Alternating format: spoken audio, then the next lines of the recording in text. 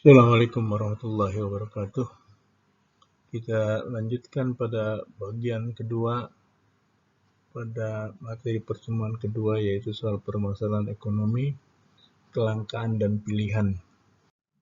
Pada bagian pertama kita sudah membahas tentang kelangkaan, pilihan, dan biaya kesempatan, kelangkaan pilihan dalam suatu perekonomian, keunggulan komparatif dan perdagangan, spesialisasi dan keunggulan komparatif, barang modal dan barang konsumsi, serta batas kemungkinan produksi atau production possibility frontier.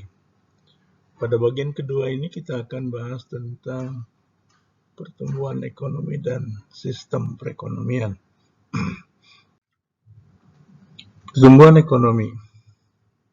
Pertumbuhan ekonomi adalah suatu peningkatan output total dalam perekonomian. Sumber utama pertumbuhan ekonomi adalah akumulasi modal dan kemajuan teknologi.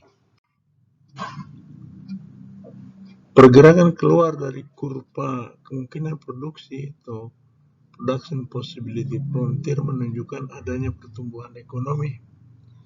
Ketika dia berada di D dan berpindah sepanjang grafik itu tidak ada pertumbuhan ekonomi, itu lebih pada distribusi. Jadi kalau pertumbuhan ekonomi itu keluar dari D.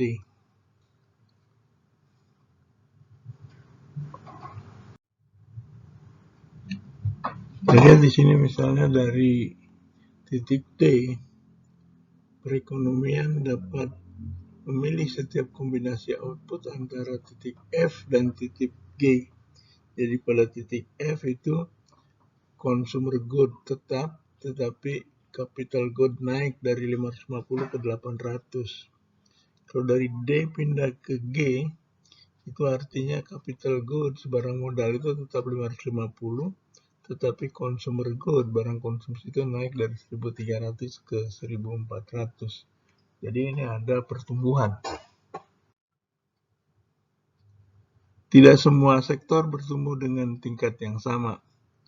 Kita lihat di sini misalnya antara jagung dan gandum. Pertumbuhan produksi gandum itu lebih lambat dibandingkan pertumbuhan produksi jagung. Jadi peningkatan produksi jagung itu lebih dramatik dibandingkan dengan peningkatan produksi gandum pada periode yang sama. Jadi memang beda-beda, nggak harus sama pertumbuhannya. Barang modal dan pertumbuhan ekonomi itu antara negara kaya dan negara miskin. Kita lihat di sini bahwa negara kaya cenderung memfokuskan sumber dayanya untuk barang-barang modal ketimbang pada negara miskin. Coba kita lihat kan di negara miskin kan dikit sekali tuh.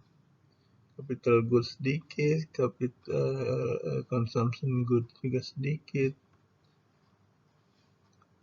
Sehingga ketika lebih banyak sumber daya mengalir untuk produksi barang modal, tingkat pertumbuhan ekonomi di negara kaya itu lebih tinggi.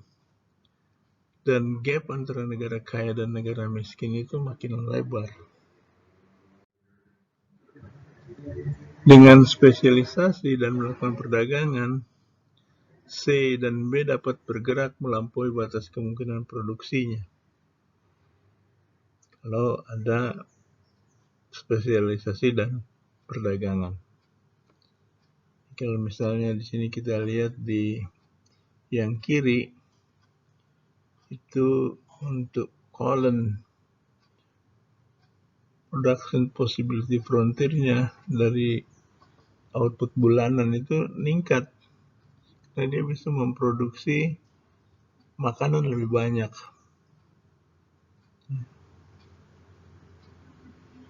Bisa juga kayu lebih banyak atau makanan lebih banyak, tergantung mana yang dia bikin given. Kalau kayunya tetap, dia bisa memproduksi makanan lebih banyak. Kalau kayunya bertambah, dia mungkin bisa menjaga produksi makanan itu tetap.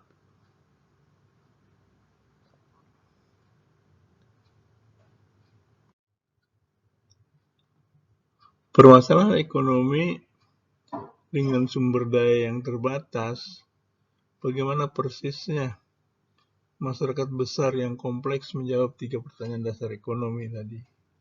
Apa itu pertanyaan dasar ekonomi? Apa yang diproduksi, bagaimana caranya, dan siapa yang menikmati hasilnya?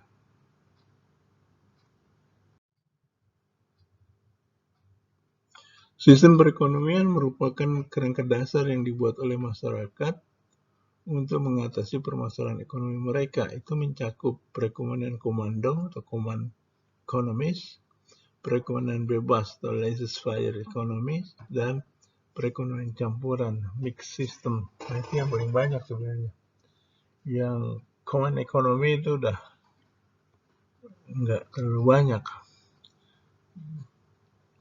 Cina aja sudah tidak sepenuhnya command economy.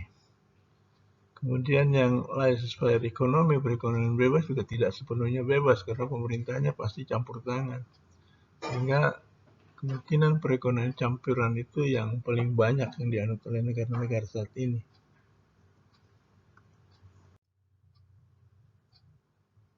Dalam perekonomian komando, pemerintah pusat menetapkan target, pendapatan, dan harga-harga. Dalam perekonomian bebas, individu dan perusahaan mencapai kepentingan masing-masing tanpa arahan ataupun peraturan pemerintah. Institusi utama dalam sistem perekonomian bebas adalah sistem ekonomi pasar. Karena pasar adalah institusi di mana pembeli dan penjual berinteraksi dan melakukan pertukaran.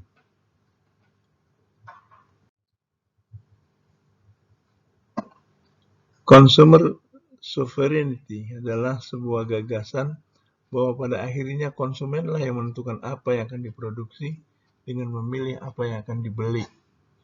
Jadi kalau konsumen tidak menginginkan barang itu dan barang itu tidak dibeli, barang itu nggak laku, maka produsen tidak akan memproduksinya. Produsen akan memproduksi barang-barang yang memang dibutuhkan oleh konsumen, yang dibeli oleh konsumen. Makanya sebenarnya yang menentukan akhirnya dalam sistem perekonomian itu konsumen yang paling menentukan.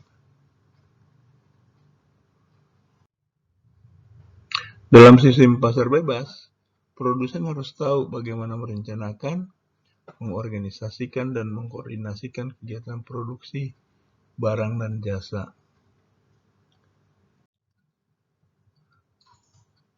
Dalam perekonomian bebas, distribusi output juga ditentukan secara terdesentralisasi.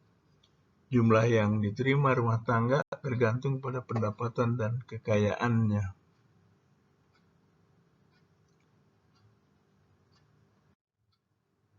Mekanisme koordinasi dalam suatu sistem pasar bebas adalah harga.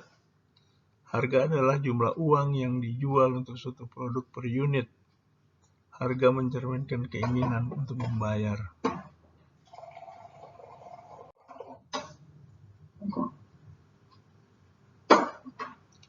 Sistem pasar itu tidak sempurna. Pemerintah bisa melakukan intervensi dan seringkali memainkan peranan penting di dalam perekonomian. Beberapa tujuan pemerintah adalah untuk meminimumkan inefisiensi pasar, kemudian menyediakan barang dan jasa, terutama barang dan jasa publik, meredistribusikan pendapatan sehingga lebih merata, menstabilkan ekonomi makro dengan cara mengurangi pengangguran dan mengurangi inflasi.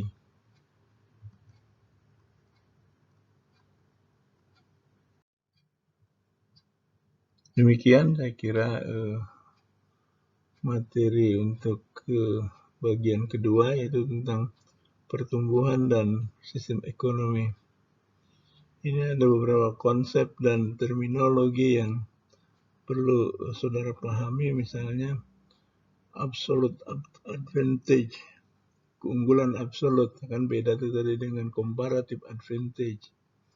Modal, common economy atau ekonomi terpimpin, consumer good, barang konsumsi, consumer sovereignty, economic growth, pertumbuhan ekonomi, economic problems, permasalahan ekonomi, investasi, laissez-faire ekonomi, marginal rate of transformation, MRT, bukan MRT mass rapid transport ini, marginal rate of transformation. Market, pasar, opportunity cost, biaya kesempatan, output, hasil produksi, price, harga, production possibility, frontier, resource or input, three basic question. Ingat ya, three basic question. Kira demikian untuk materi bagian kedua pada pertemuan kedua ini.